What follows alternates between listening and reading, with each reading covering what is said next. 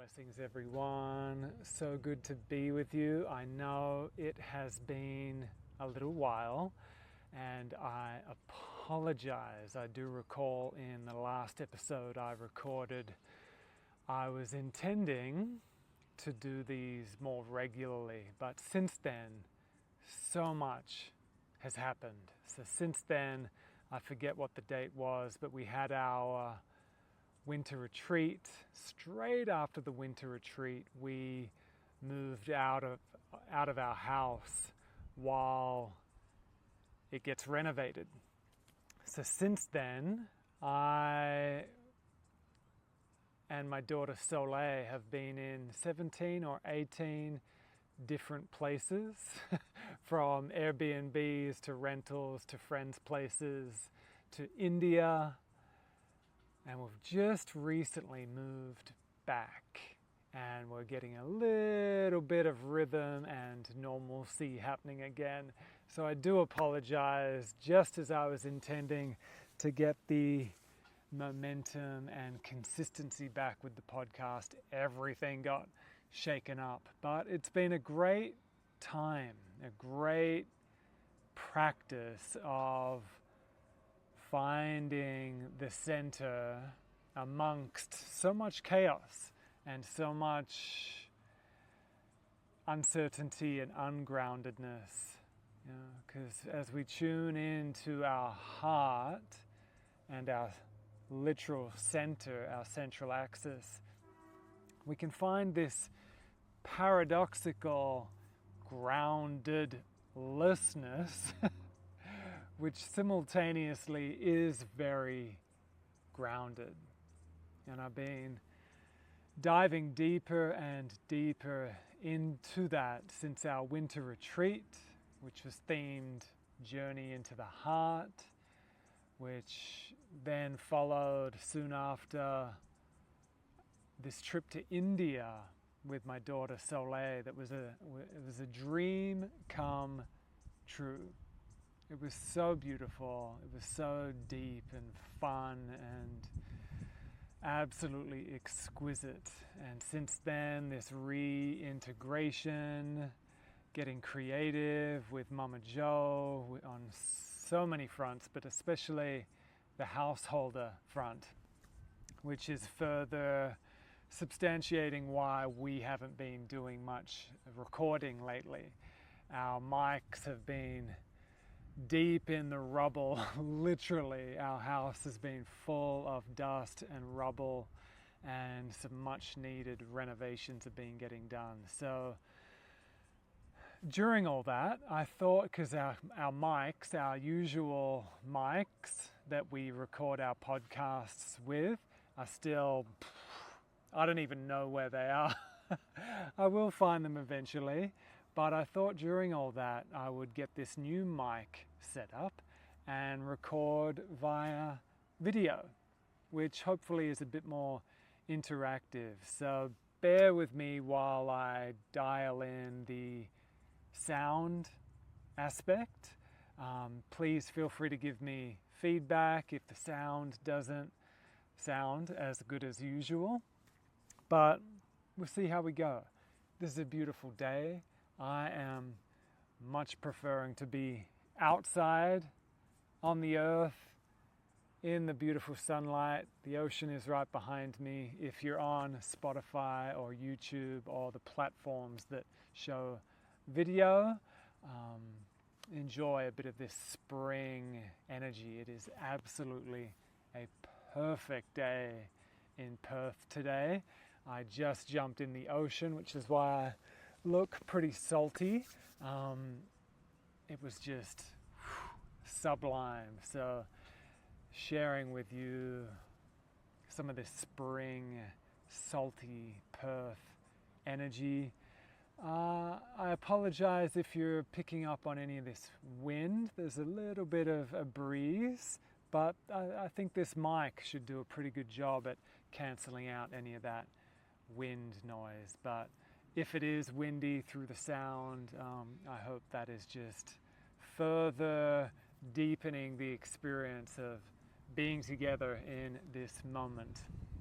But today in this episode, I essentially just mainly wanted to connect in with you all, give a little update on what is flowing in my life, in Joe's life, in our life, and what will be flowing in like the months to come. So it's a little bit of an update on where we're at, a little bit of a broadcasting of what is happening, and maybe through these ramblings some insights and little tips will come through it, because I do feel compelled to share. I've been on quite a journey of optimizing my health, really the last couple years, but it's actually been ongoing for a while.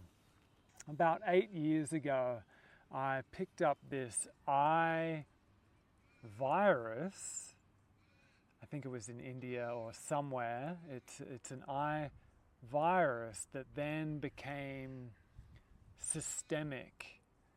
It's a eye, quote unquote, disease called Feigensen's keratitis, which is this kind of these lesions within the eye that doesn't seem like a big deal, but when it flares up, the whole body goes into shutdown, and I become very sensitive to sunlight.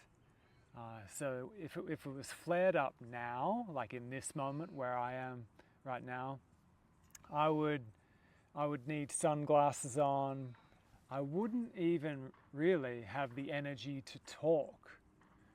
Truly, when the eyes would flare up, would need sunglasses on and just wouldn't feel like talking. So this first started happening about 8 years ago while we were in Los Angeles one trip, and I thought it was just allergies, because I thought it was like dry eye, itchy eye kind of allergies, and then an eye specialist diagnosed it.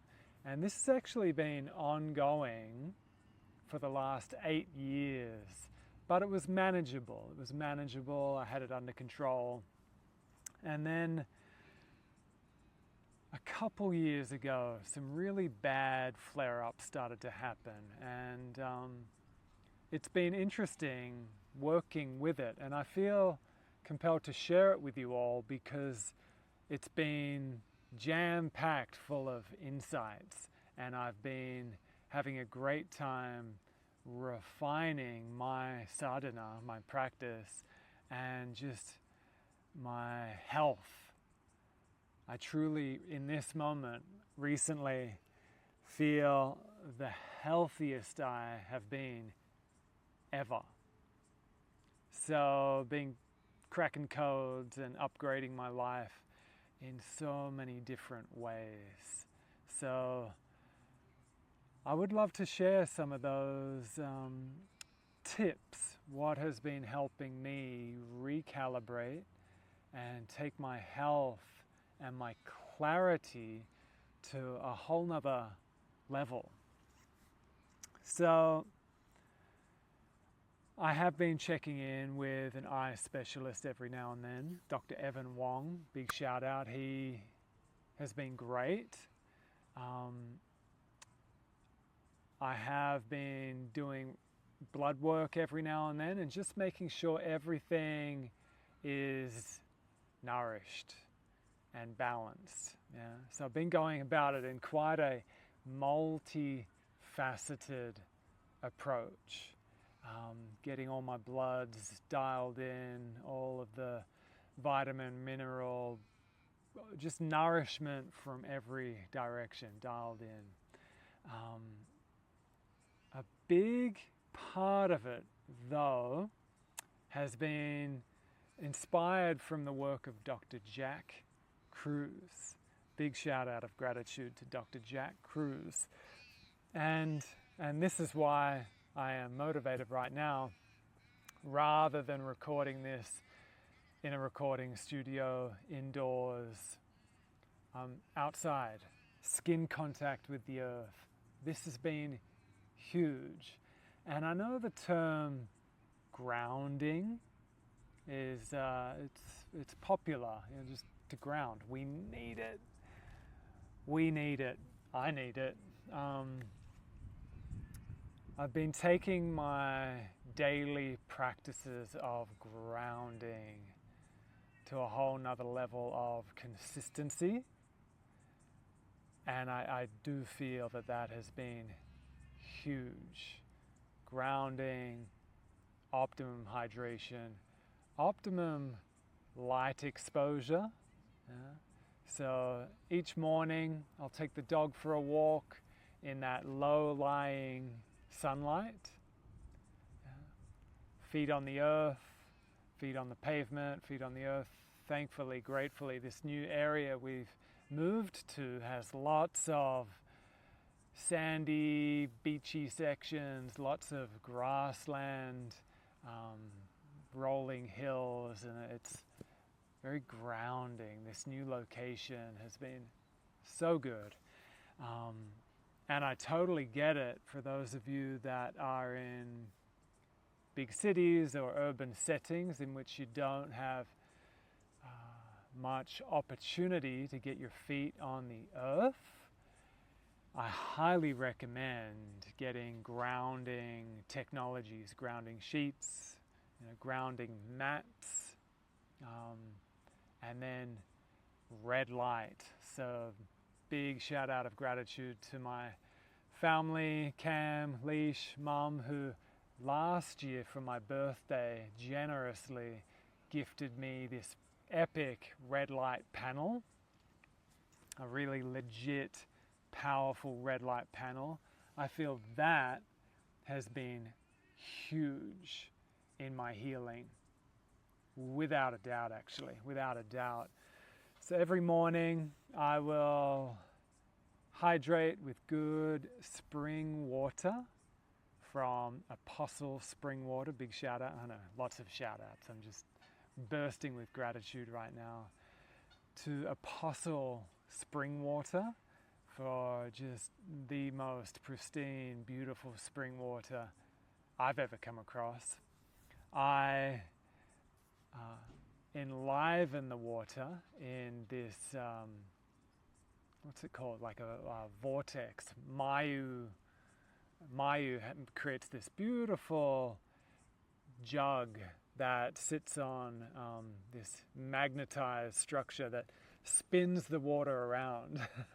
So I know this is a lot I'm throwing at you. For those of you that are just rolling your eyes and like, enough with the biohacking bullcrap, see you later. Thanks for joining. But if you're interested and keen, this is just what I do feel has helped me really heal from this autoimmune condition and continue to feel better and better. And yeah, I feel inspired to share it with you all. Take and leave, whatever you want.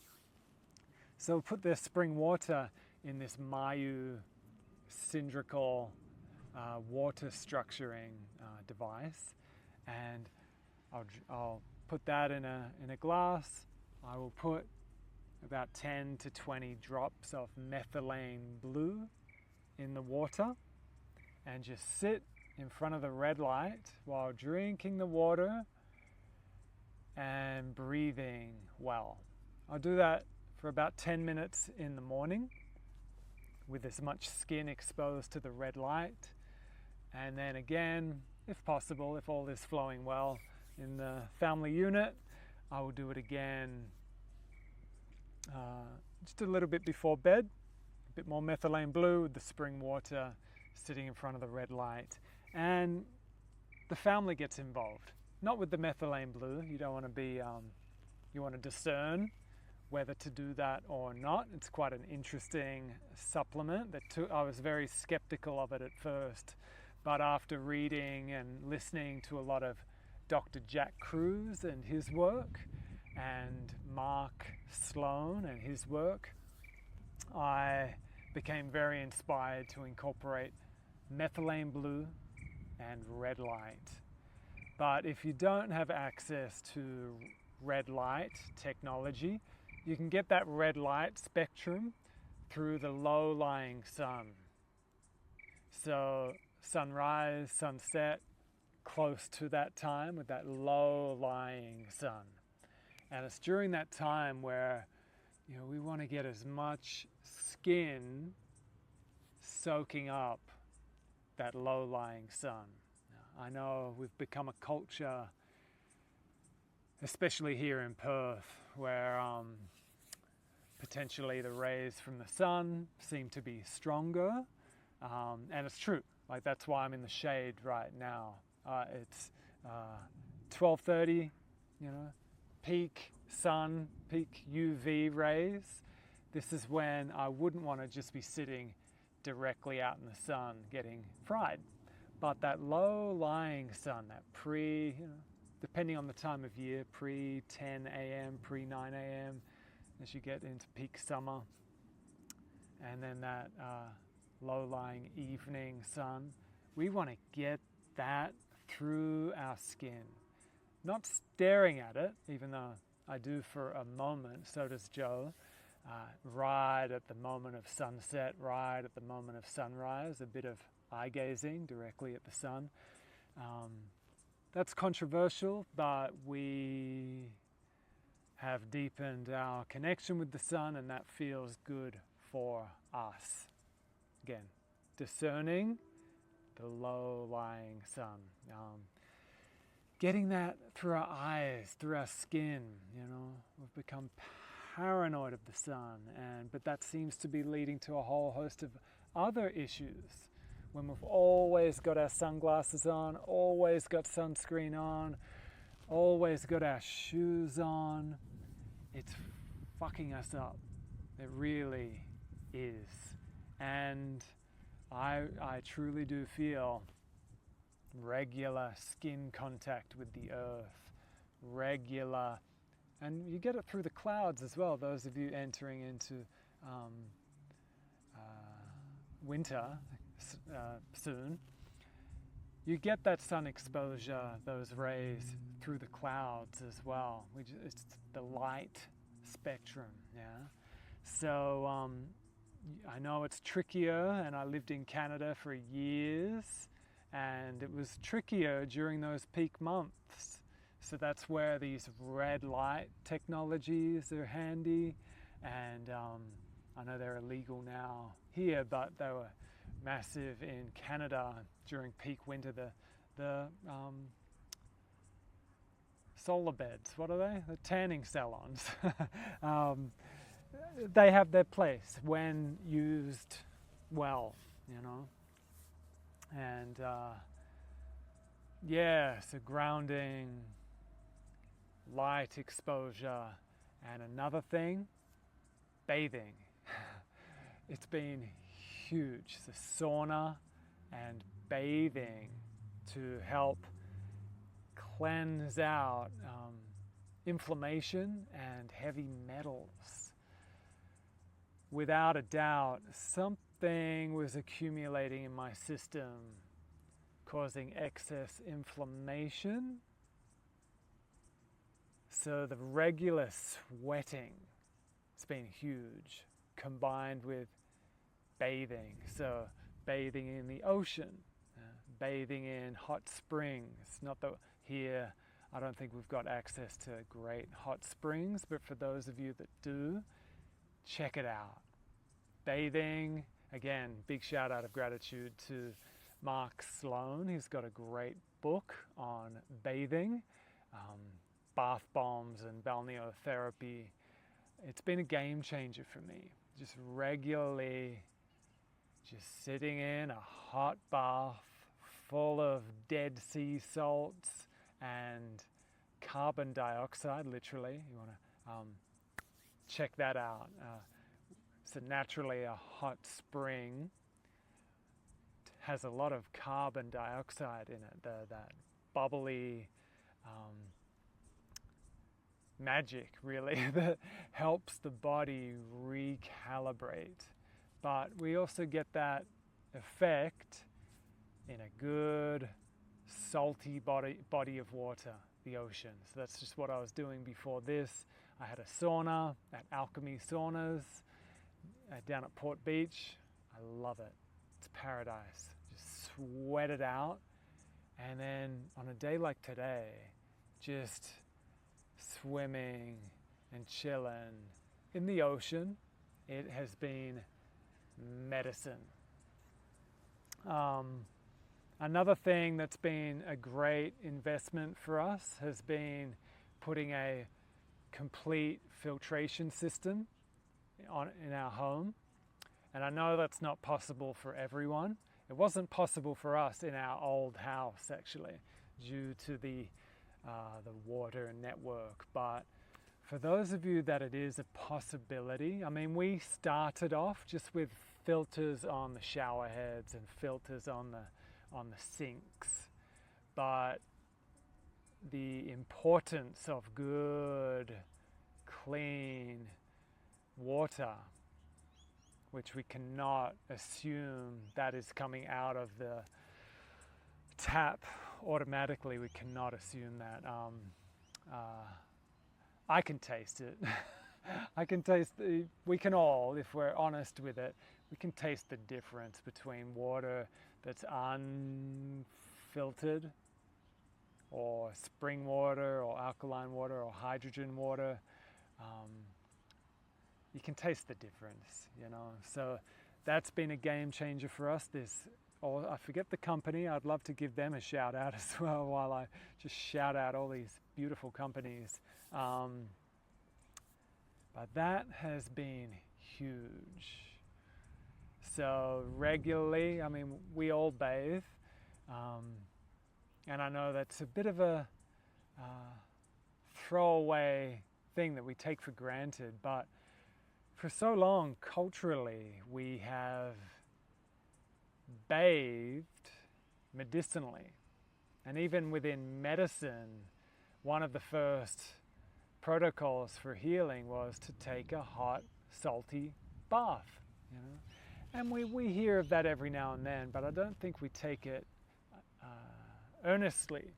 It's been very healing for me, and it's healing for us all, especially with this filtered water. So we got this really epic system where it's a 3-part filtration system, and then the water gets energized, similar to what I described with the Mayu water jug that spins the water and gets it very light and very oxygenated and energized. So bathing in a body of water that's been filtered and then re-energized with a whole lot of Dead Sea salt, Epsom salts, and also good quality bath bombs that create that carbon dioxide reaction. And also, whenever I've got access to it, big shout out to Amanda Noga and her company called Steep, in which she makes these beautiful herbs to put in the bath. So she was actually the first inspiration to me for taking my bath time more seriously.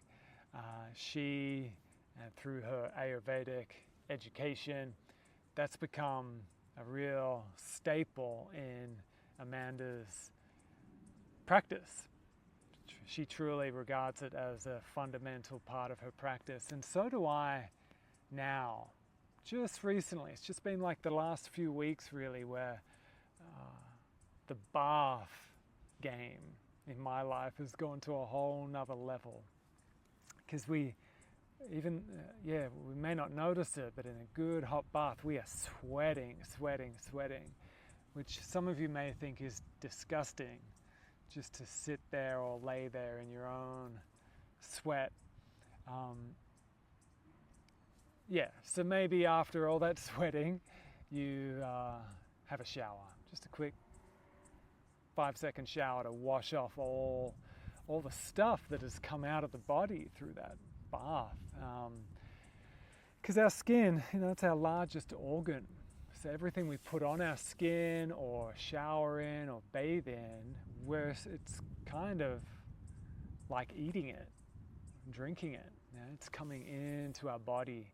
So bathing in good quality water with good quality herbs and salt is incredibly healing.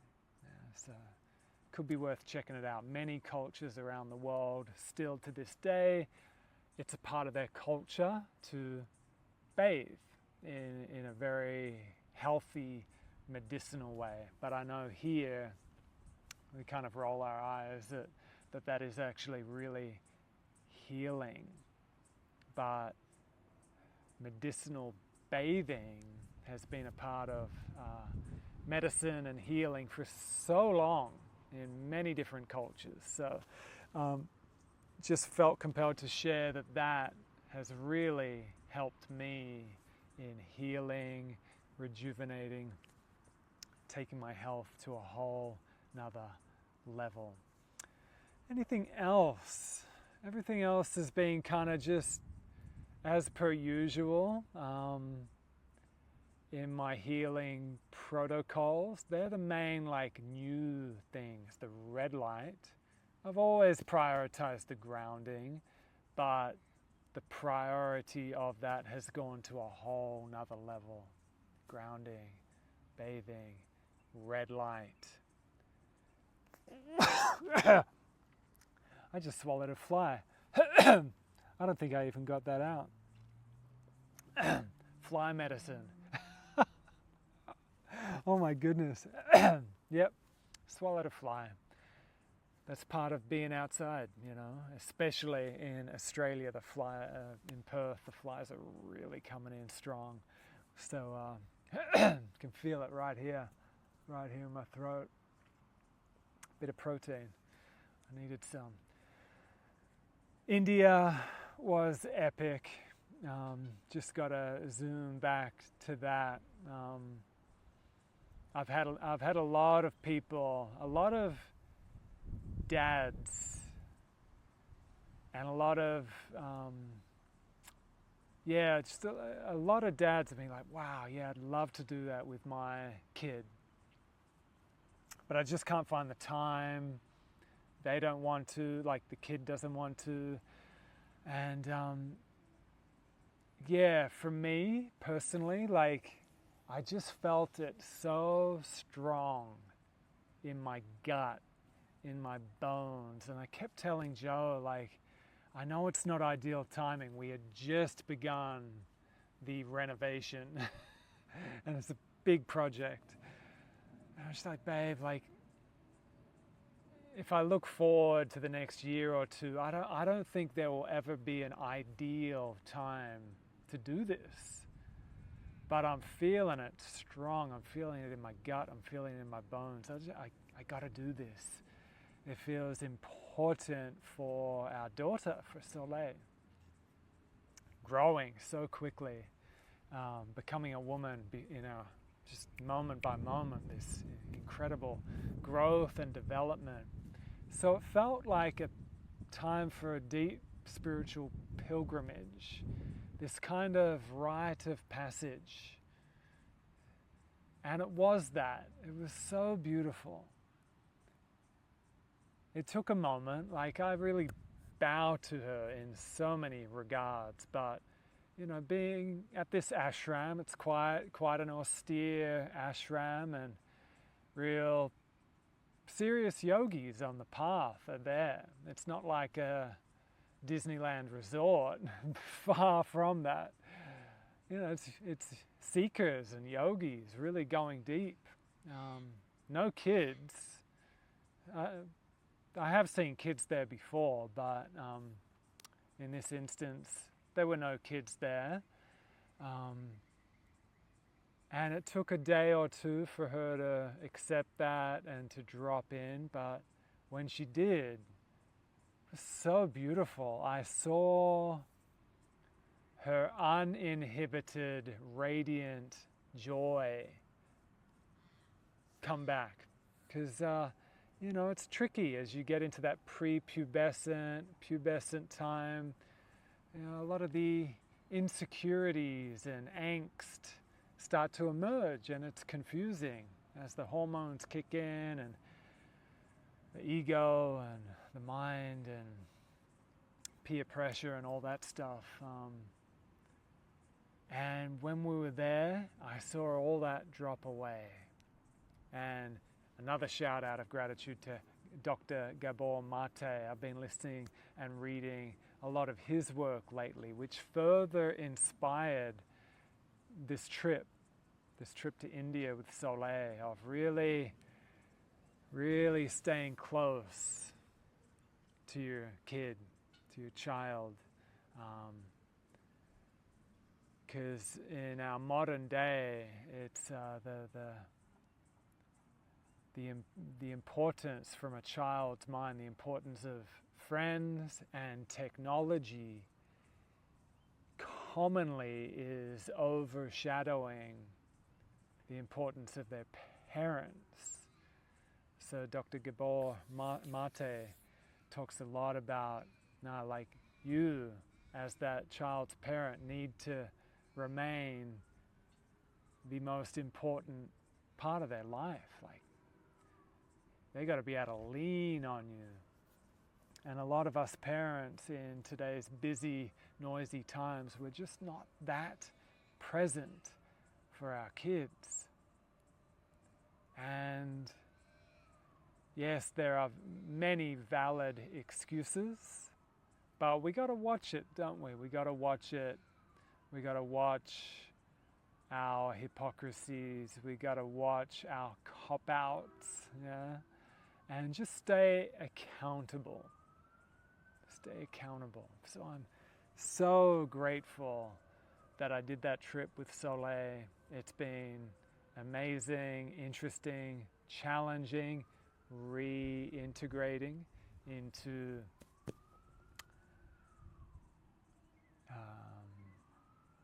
just the flow of school and work, but I think we've done pretty damn good. I think we've done really good, and it's also inspired an upcoming retreat. So stay tuned. The details have not been finalized, but since coming back, been hearing from I've lost count. So many people, students and friends, that want to do a pilgrimage in India, want to do a retreat, an ashram type experience like what I did and what I've done many times, but they don't want to do like a tour with people they don't know, a tour guide they don't know. They don't know where to start, what ashram to go to. Whereas I've been quite a few times now. Joe and I ran a retreat at this ashram 9 years ago now. It's that ashram, Anand Prakash, where I've done quite a bit of training and been there several times after my training. So it feels like home away from home. So I feel inspired to run a retreat there. We've decided it's too much to take the whole family there and to run the retreat with both Joe and myself. The last time we did that, we all got really sick. A series of events made it really challenging and stressful to look after the family and look after a large group of people. So Jo has just given me her blessings to do it solo, and so I can just purely focus on the group. Okay, so stay tuned for details, but it's looking to be late next September. Sorry, I just flicked my mic. It's looking to be late next September for about a week. Okay, so I'm just communicating with the ashram to lock in details, and then I'll let you all know. And yeah, be a total honor and delight to be in India with you all. And it's been a place that has served me so well. It's helped me really go deep into not just doing yoga, but taking these big leaps into being yoga. It's really those times in just immersing deep into the teachings, just steeping in it. It's been life-changing, for the good, for the better. Okay, so I'll keep you posted on that. What else is happening? My upcoming workshop, Cultivating Silent Intelligence, is booked out.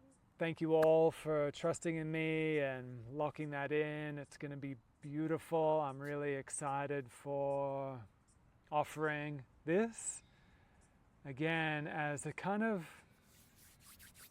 antidote for our noisy, polarizing, confusing times, and just recalibrate our nervous system, our senses, our dopamine receptors, and really apply these tantric and somatic practices that can help us access these certain modes of samadhi, deep clarity, silent intelligence, in a way that is very embodied and very functional, very sturdy. Yeah? And this has been a refinement for me, because I'm well aware, and I've experienced this a lot, of having a meditation practice or a yoga practice, and it not really integrating into 3D life, relational life. And this workshop, Cultivating Silent Intelligence, is very much about we can transcend and include. And this is to paraphrase the work of Ken Wilber, it's helped me so much. We can do both. We can do and be simultaneously. Transcend and include. Or as he also says, this is not just about waking up. This is about waking up and growing up. But first, we got to clean up, then wake up, show up. What else is there? Wake up, show up, grow up. But first we got to clean up. So for us we're going to be utilizing that languaging in the workshop. And I know there's a bit of a wait list for it as well. People have been really interested in this workshop, which I'm really humbled and honored. So we'll do it again. And for those of you that missed out on a spot, you just got to book in sooner, to put it frankly. Also, I will eventually put it online on our Yoga Heart Mind website, Yoga Heart Mind app, under the course bundles. And I also apologize in that regard. The app, can you hear the crows? And the construction, there's quite a bit of noise going on, so I do apologize. I do apologize for the neglect of the Yoga Heart Mind platform, the app and the website, but we will do our best now that we're coming back to a level of normalcy. I'm just cramping up a bit after that sauna. I need to remineralize after that sauna. Maybe I'm a bit dehydrated. Yes, we will put some new content on there soon. We will refresh it. It's just been a chaotic time, a chaotic year, really. Since Dad passed, and a couple of winter retreats, and Hawaii, renovations, India. It's been a lot going on, not to mention just the normal rhythm of householder life and teaching in the community. Don't mind my little burps, I just had a big smoothie. But we're getting back into a rhythm of normalcy, and especially within myself this new gained, a new level of health and vitality is allowing for me to be more creative and productive again. But over the last couple years, it's been enough having a few clients a day, a few students a day, our online teacher training, and this year our online ether mentorship program. That's been enough. And other than that, I've just been focusing on healing. Truly, it's been an amazing time. So for those of you that missed out on Cultivating Silent Intelligence, stay tuned for the next installment of that. Cam and myself we haven't announced the dates yet, but we're going to do a kind of weekend retreat at Center Space. That'll be a great opportunity to dive in deep. We just recently had a big Quiet Mind, Open Heart event. We're going to do another one more at the end of summer, so stay tuned for that. We'll announce that soon. I know this has been really a lot of plugs and shout outs, but just kind of catching up and announcing everything that is going on. In terms of my private sessions, which is mainly what I do day to day, I'm pretty booked out until the end of the year. So if you've been wanting private sessions, one-on-one, two-on-one, reach out ASAP to book that in for the new year. So one-on-one, and I've been doing a lot of couples work that I've been loving. It's not couples therapy, don't jump to that conclusion, but just drawing upon the lessons I've learned in being in relationship, and then also just holding a space of loving awareness and witnessing, holding a space for couples to connect, to listen to each other, to pay attention. And then even beyond that, there's a really cool, you could call it like a entrainment, or this alchemy, this relational alchemy takes place when we're just in each other's space, right? And doing inner work. So meditating, practicing yoga, quietening the mind, opening the heart, together, right next to each other as you practice, has an effect beyond words. It really does. And a lot of couples, quite simply, are not spending enough intimate time together. Busy lives, and then coming together at the end of the day when there's very little bandwidth left, very little vitality left. How do we expect to get the best from each other? It's pretty fucking challenging. So in coming together, optimizing our nervous system, focusing the mind, opening the heart, I see couples fall deeper in love with each other in that moment, in that raw, attentive, vulnerable, focused moment. Their nervous systems can re-enter and train with each other. That soul connection that brought the couple together initially can be reignited, because so often through the busyness of life and the stresses and the trauma and whatever, that the resentments and the stories and the whatever can tend to layer upon layer, overshadow the love and the connection. So what I've found is it doesn't even require that much work. It's just a matter of showing up and paying attention, reigniting that beauty of loving attention.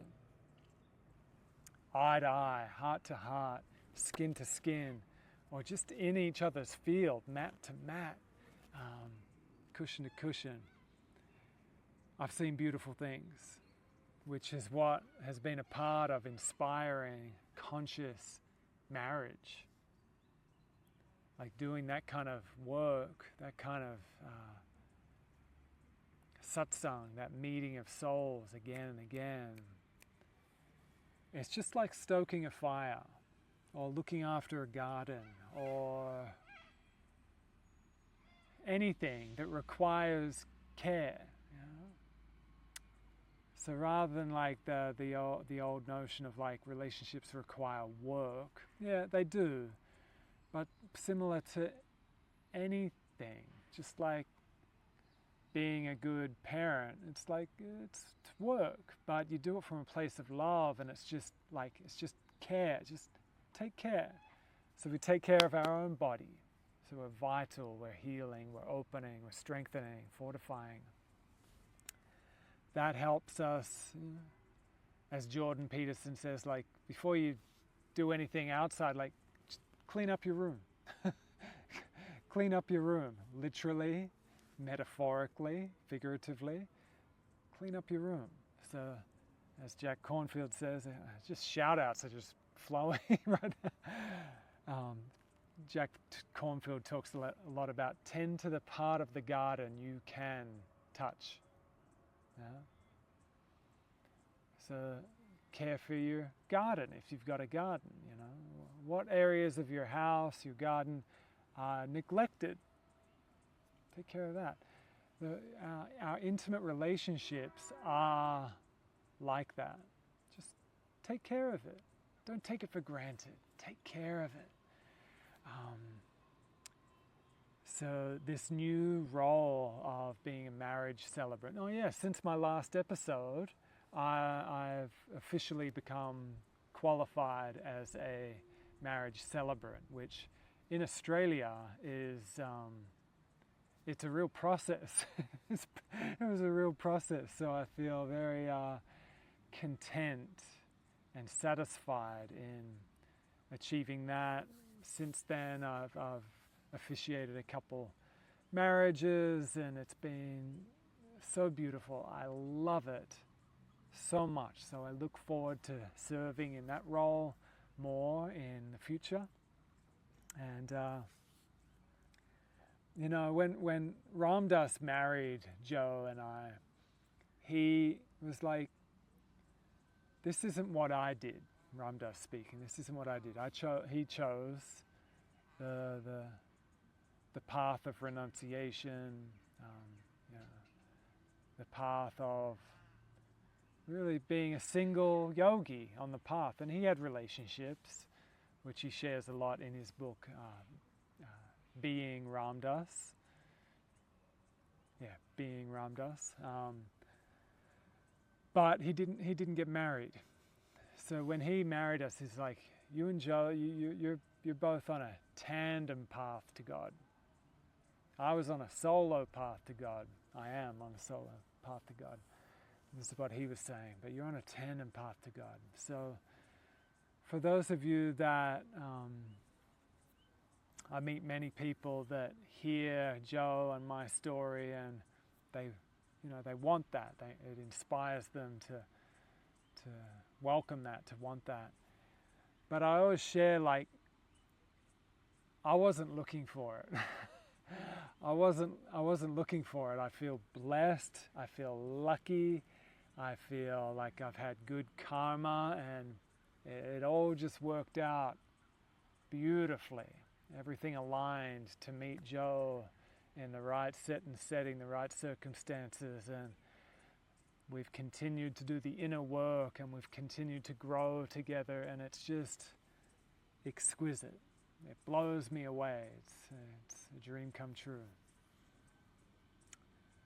But when I was single, I wasn't looking for relationship, actually.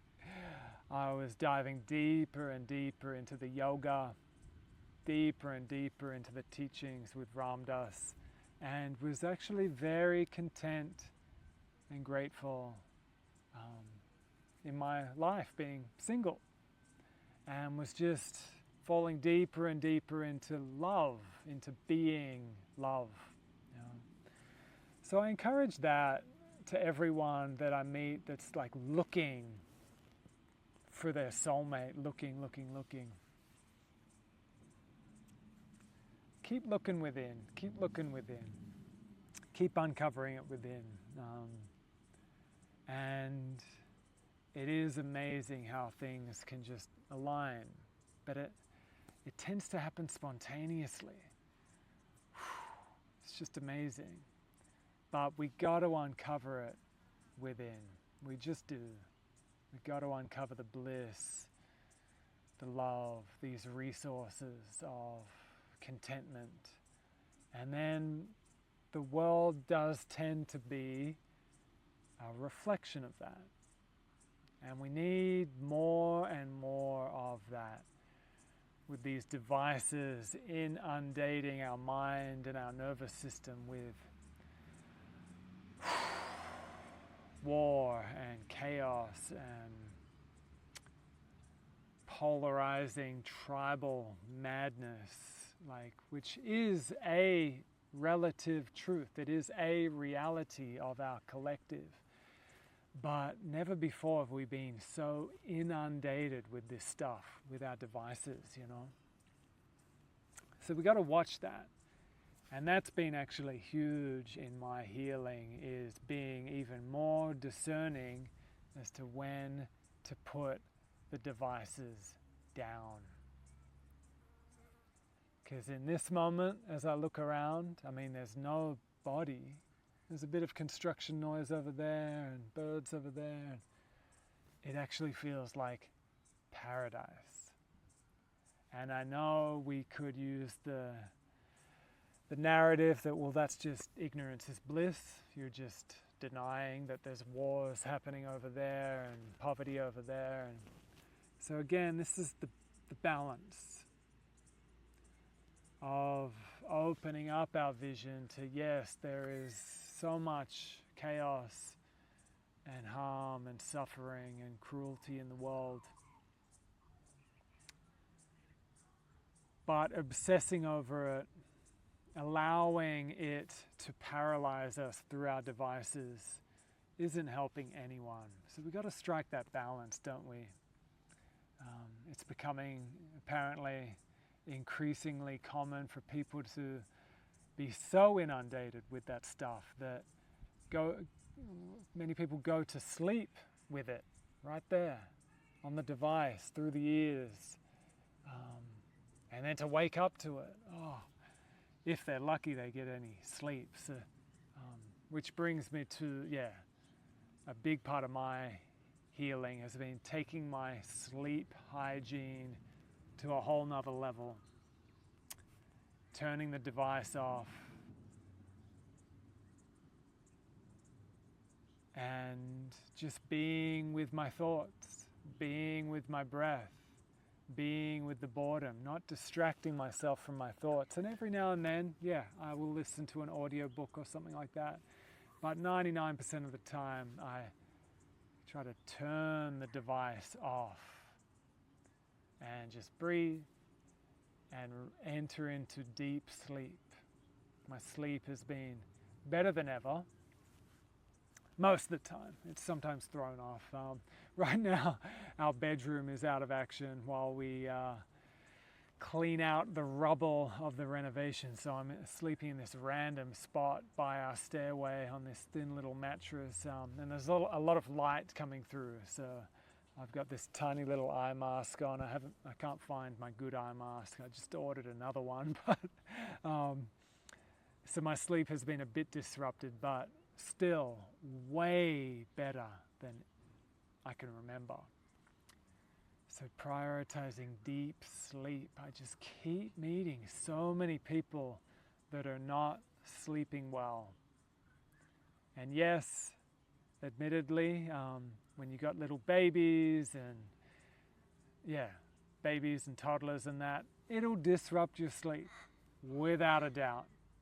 We've done that. it's time to regain good, deep sleep. I'm going to wrap this up soon, but if you're still with me, thanks for going with me on this yarn, on this journey of really just sharing where I've been psychologically, energetically, emotionally, and kind of where it's all headed over the next months, years, and I'd love to hear from you all. And yeah, I really do intend to check in, probably from this location actually. If the sound came out okay and it's good. I love this. This is paradise to me. And to share a bit of this with you all, it just feels way better than me sitting inside. So I urge you, if you've got the time and the capacity, get outside and let's upgrade our energy together. I truly do feel these teachings and sharings can transmute, can transmit through the ether, through these technologies. So maybe, go for a walk barefoot on the earth as you listen to this. Maybe then,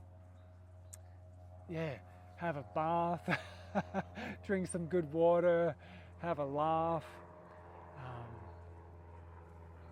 Treat these bodies well. Support the intelligence of your heart, mind, and then spread that out into the yoga of relationship. Thanks for being with me, everyone. So good to connect with you all. Until next time, much love.